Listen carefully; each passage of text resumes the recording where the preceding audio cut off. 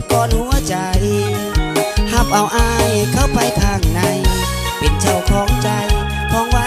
อย่างดีเป็นลา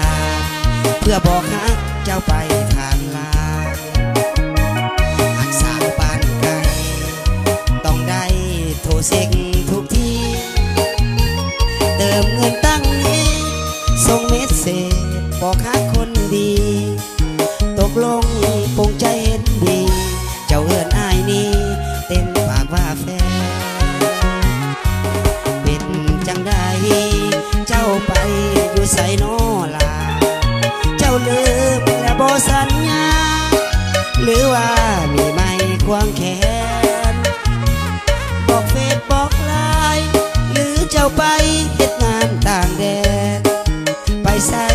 บ่ฮู้น้อแฟนเฮ็ดคือบ่แม่นเฮาคนหากันอยากไปก็ไปเจ้าคือบ่ขอบ่ลาอยากมาก็มา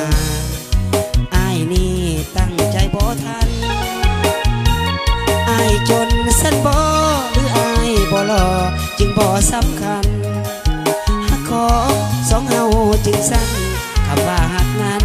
บ่มีอีกแล้ว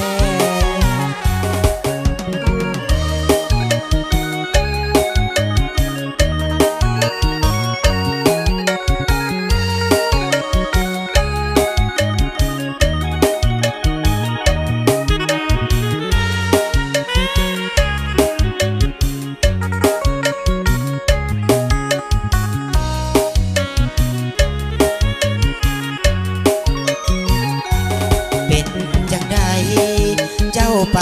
อยู่ใส่นอลาเจ้าลืมและบ่สัญญาหรือว่ามีไม่ควงแขนบอกเฟซบอกไลน์หรือเจ้าไปเหตุงานต่างแดนไปใส่